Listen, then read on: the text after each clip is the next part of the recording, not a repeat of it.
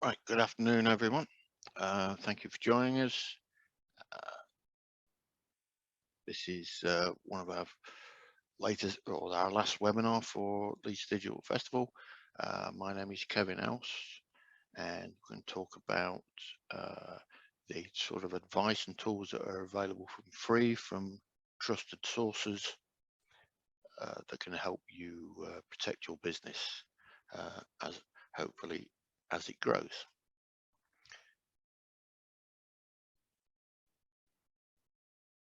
So a very brief agenda. I'll just tell you a little bit about Click Protect, which is a service that we'll go into a bit more details in a minute that we have.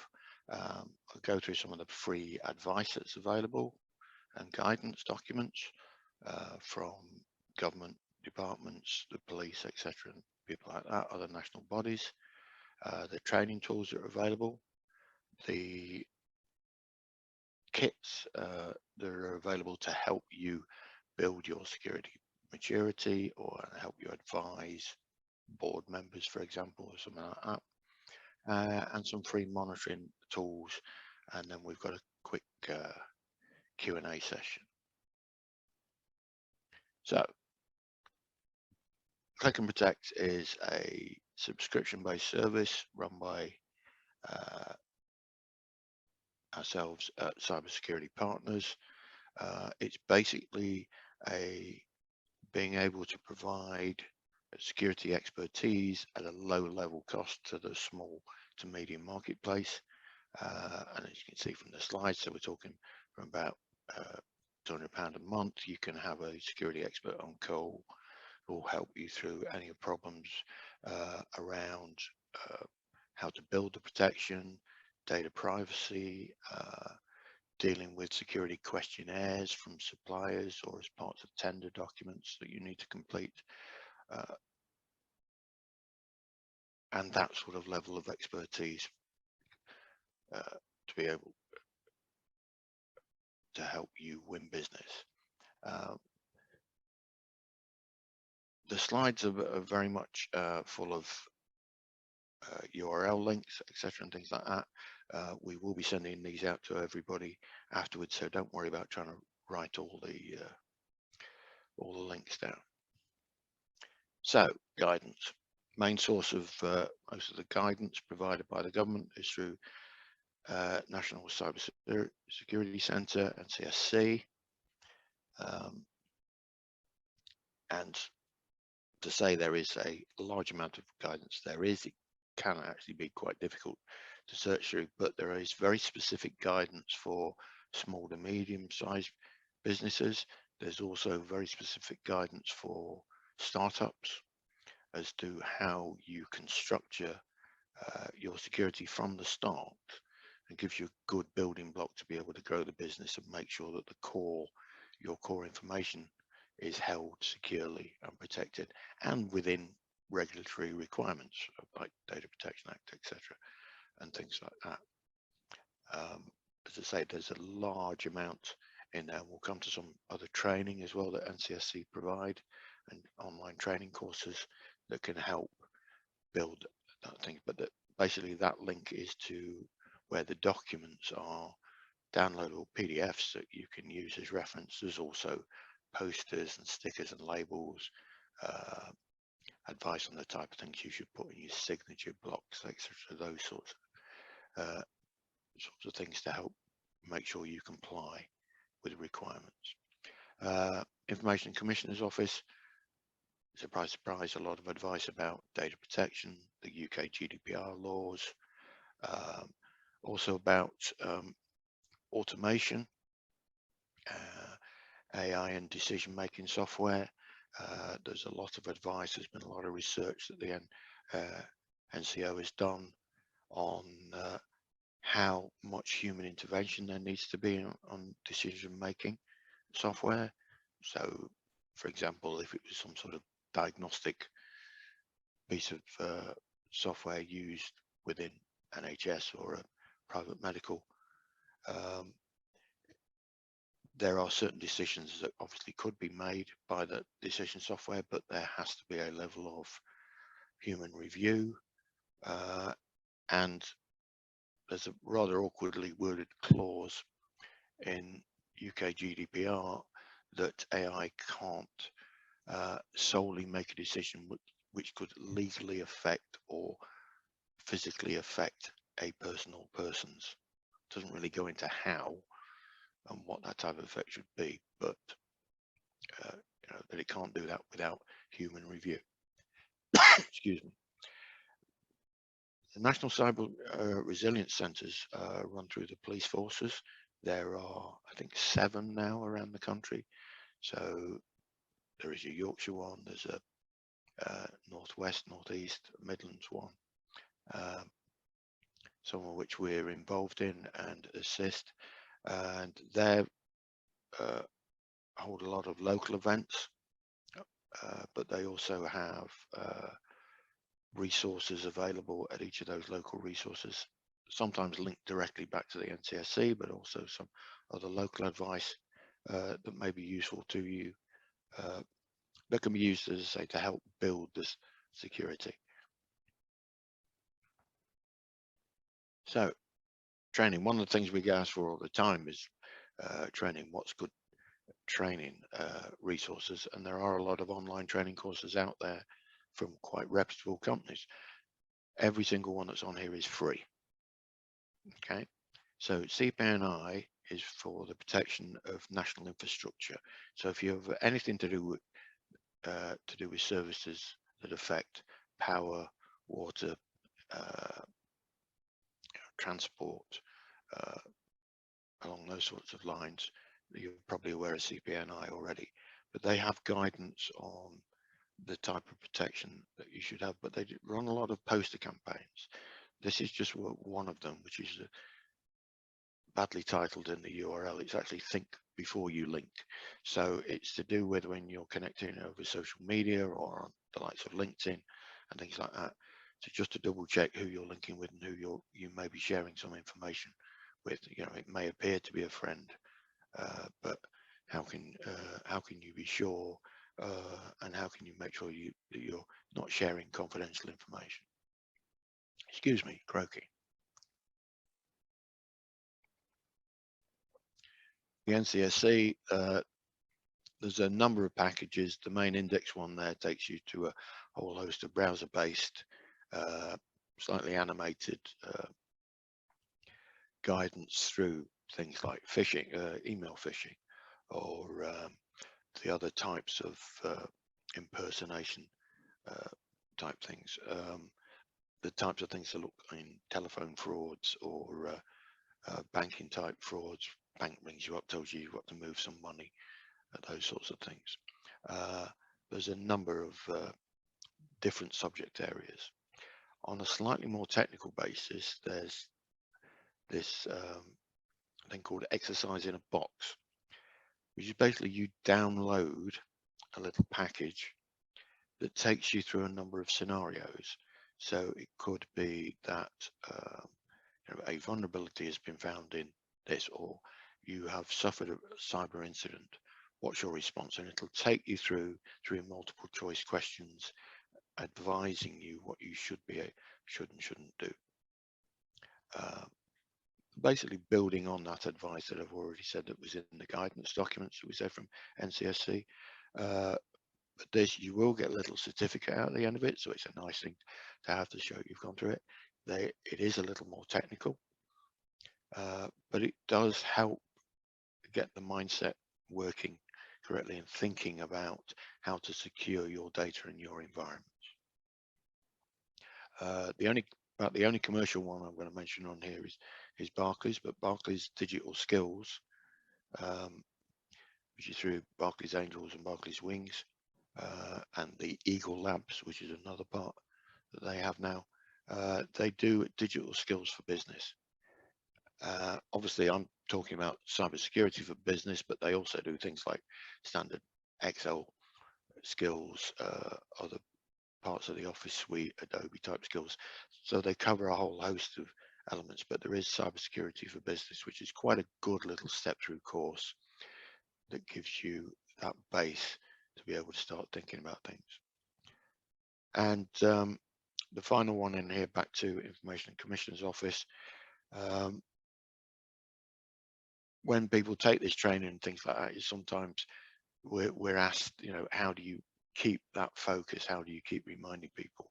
So what the ICO have provided is a number of posters and stickers that you can use along with their e-learning tools to be able to remind people, say, be careful what you click on. Are you sure you should be sharing this particular element of data or personal data with another organization? So the useful reminders either for posters on the walls or little stickers that go on laptops or on people's desks.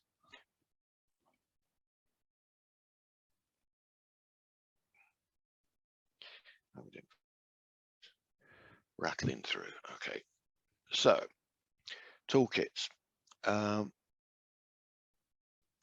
Very often in companies, you'll hear the security industry talk to companies about you need to get management buy-in, management acceptance of how important security is. So one of the ways that that's done is this what's called the board kit from NCSC, which is basically a spreadsheet of a set of questions that you should go through with your management to show that to be able to help you to get that buy-in as to why it's important to have security and the type of responsibility, and make sure that your board is aware of the type of responsibilities that they have for security. Not necessarily just because of the consequences, but for the level of approval and sign off that they need to have at that top level. There is a specific one as well for the retail market, which NCSE did along with the British Retail Consortium. So for people doing online retail, etc., and things like that, there's a set of questions that need to be considered when you're looking at taking things online. Same sort of approach from the ICO. There is a toolkit which is specifically aimed at the small business owners. It's not just looking at it from a data protection point of view, because obviously part of data protection is ensuring that you have adequate controls over who has access to what data. So it overlaps into the cyber security assessment type area. And a toolkit that I haven't even mentioned on here, but is also available from the NCSC or through their partnership with a group called IASME, you can get hold of the questionnaire for the Cyber Essentials certificate. You can get access to that questionnaire for free. You don't have to go for certification, but it'll give you an idea and approach to what sort of controls are being looked for and what sort of controls you should have in place within your organization. So it talks about quality of passwords, it talks about patching regimes, it talks about the arrangements that you have with your cloud service providers or whatever, and what sort of level of security requirements have been defined for those. Excuse me.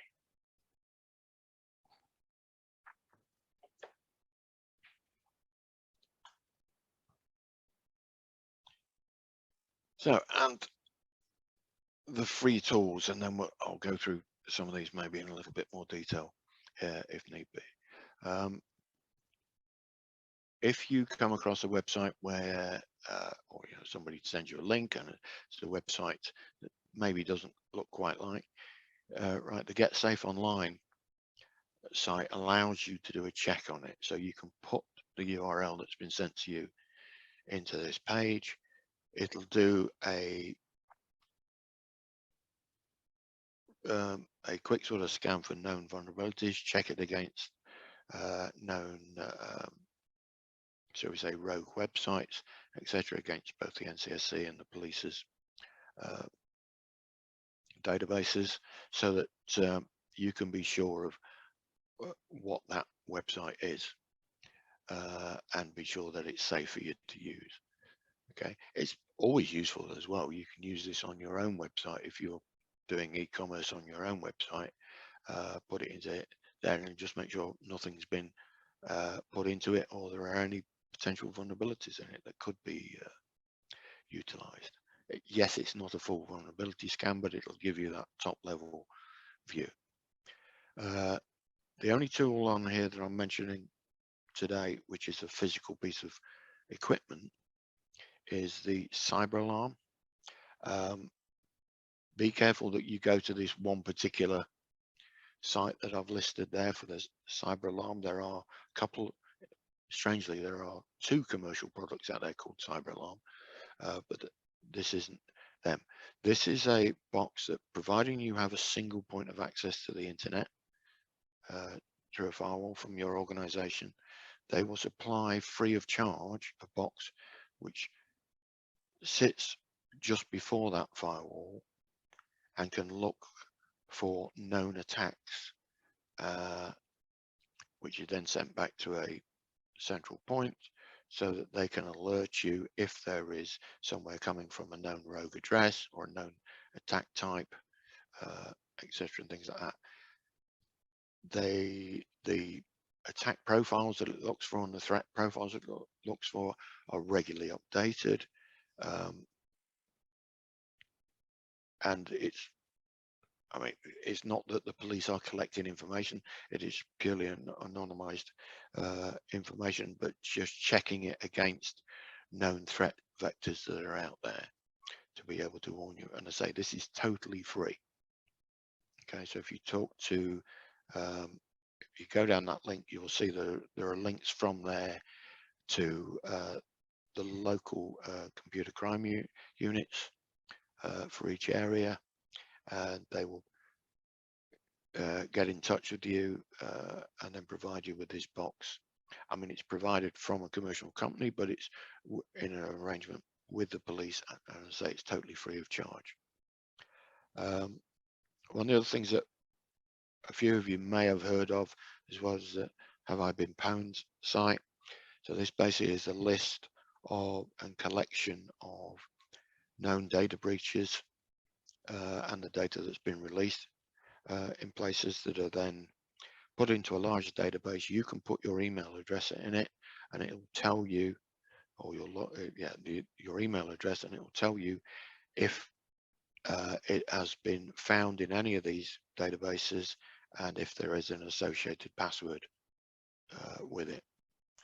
So what's the main reason for that is to check so that you're not using the same password in every environment that you log into across the web, but it's a quick way of finding out whether there's been a breach somewhere that your details have somehow been put out onto the dark web.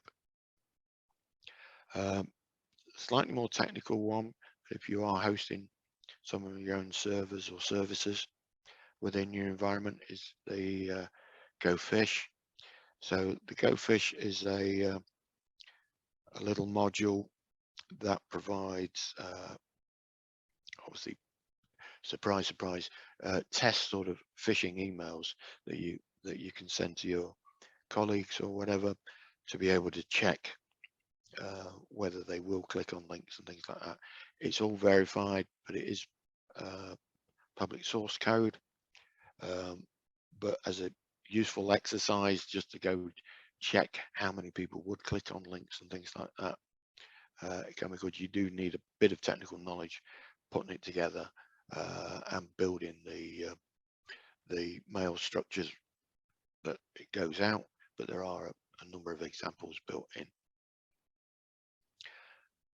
Okay, I've sailed through those quite quickly, and I'm conscious that I haven't taken a lot of time. So what I will try and do is show you some of the features.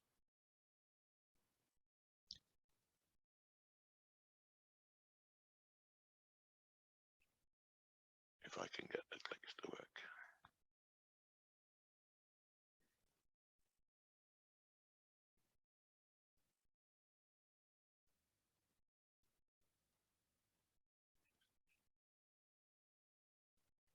So can anybody see that Get Safe Online? Yes? Yeah, I think I'm getting a thumbs up from Natalie. I can't see it, so I'm assuming All right, everybody I else apologize. can't. Bear with me, resharing. You might have to change screens. Not too sure.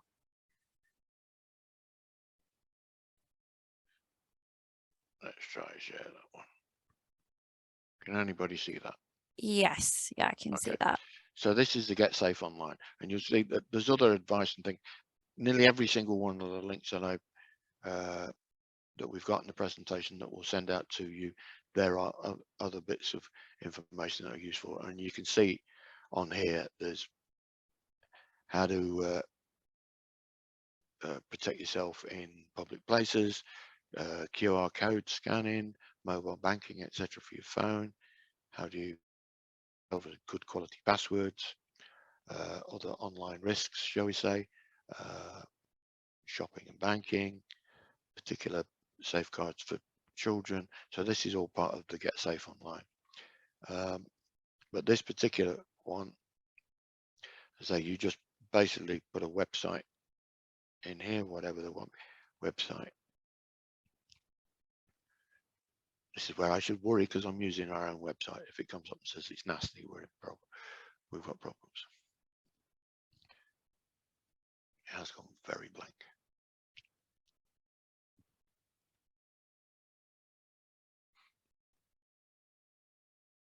There we go. So it's not blacklisted, it's not contact blocked. So these are all places where it could have been reported as being a scam or a problem.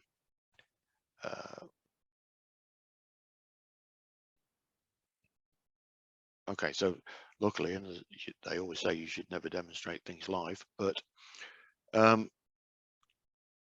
it's shown that our own website is fine. Okay, but as I say, any site that you have, it gives that level of assurance to you that it is what it says it is on the tin. Okay, so if we close that one down, I stop sharing for a moment and then I will reshare.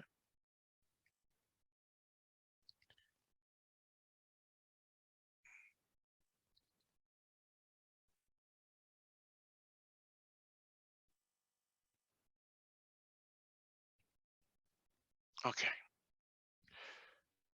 So before we move on further, are there any questions about anything that we've that I've mentioned so far, or to be honest, any other sources that people have come across? These are the ones that we've come across, sort of verified and recommend to people.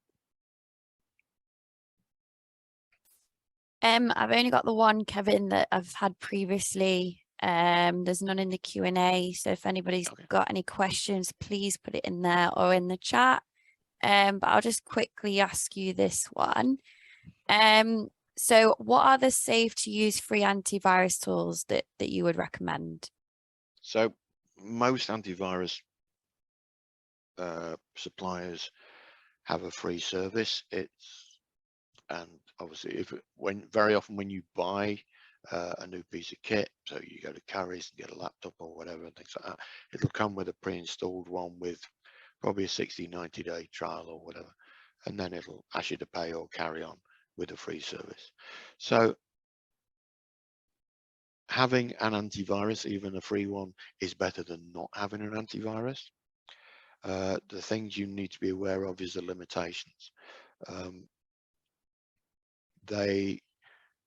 Once they're out of their free or trial period, they don't tend to do automatic checks at the end of the day or overnight or something like that. They don't always check every file that's coming in, so it doesn't tend to do on access. It tends to be when you ask it to do a scan. When you buy the commercial versions, very often of these, they will have plugins that go directly into your mail service so that it can check the mail as it's arriving, or will do web page scanning, so that just like they check a website on Get Safe Online, it will check that it's not in one of the reported scam directories or whatever, anything like that, before you use it. The thing is, as well, you have to remember with antivirus, you know, you can get loads of different free ones, but they don't tend to work together. So, you know, in fact, on with a number of them, they actually conflict with each other. Microsoft's own MS Defender, which comes built in to Windows these days, will turn itself off if it finds one of the other commercial packages out there, because they tend to interfere and can cause a number of speed problems or even crash machines. So, as I say, yes, they're useful and they have their place. When you do look at them, though, just check what the limitations are. I can't say they've all got the same limitations, but check what the limitations are for each of those free services, and it may well be worth buying the extra one. But yes, it's better to have a free one than not one at all. Okay.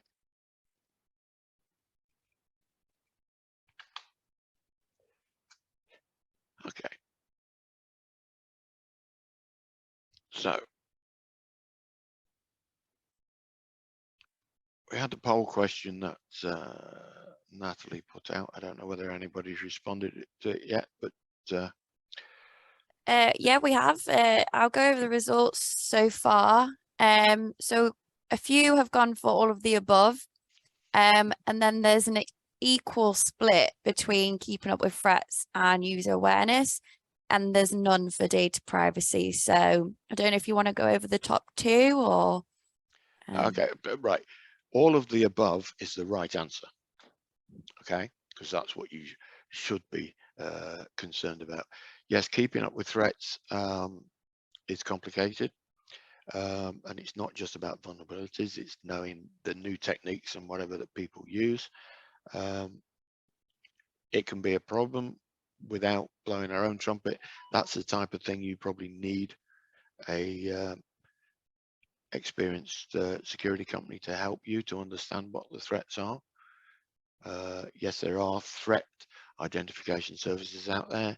The really good ones, though, are expensive and really only for large companies. So if you go to somebody like HackerOne or Darktrace and people like that, they will look for your company's information out there on the dark web and warn you when something comes up, or if there's chat going on the dark web about this looks like a good target, or we think we found something here, but they're not cheap. But whereas, as I say, it's understanding the threats and the risks that you have.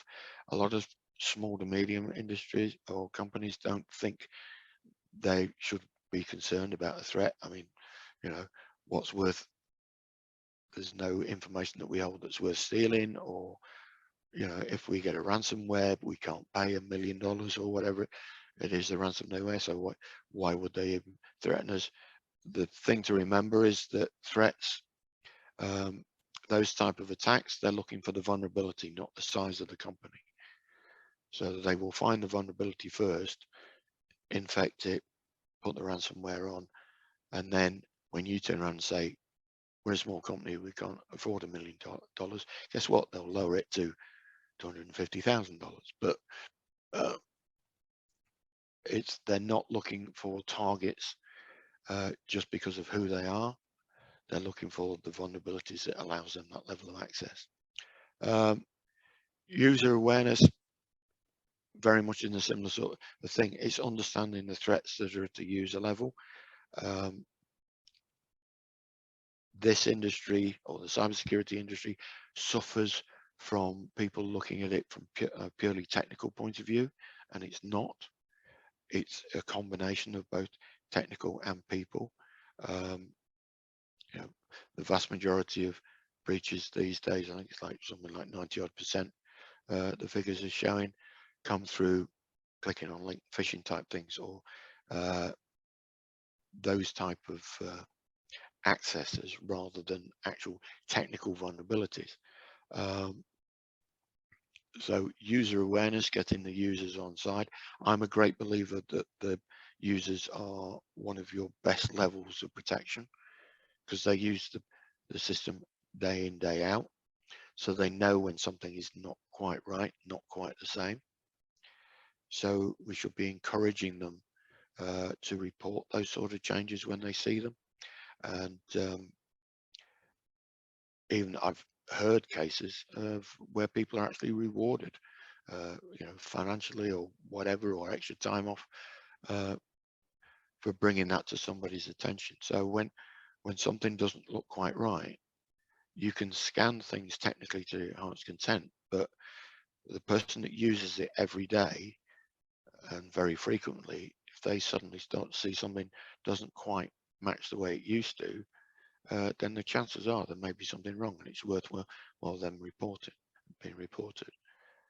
As I say, for the people that said all of the above, so for data privacy, data privacy gets a lot of column inches in the press around when you get data breaches, this many thousand records or million records released, and things like that, because there is a direct correlation now that you could be fined a large amount of money for the amount of information that gets released through a breach, because you haven't done what the Data Protection Act calls implemented adequate controls.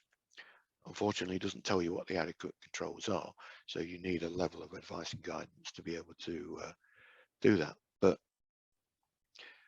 it's the one that tends to get a lot of the press, but the ones that get the press are the ones where it's millions of records. So Uber, for example, the other day, Marriott hotels, IHG hotels, that sort of level of millions of records being released. So they're the ones that tend to get the most publicity, but even the smallest amount of data could lead to a large financial implication. Okay. So are there any other questions, or is there any other areas of cybersecurity that you will be interested, or that you struggle with, that you want to raise with us while we have the time? Nothing else that anybody else wants to raise. Thank you very much for your time.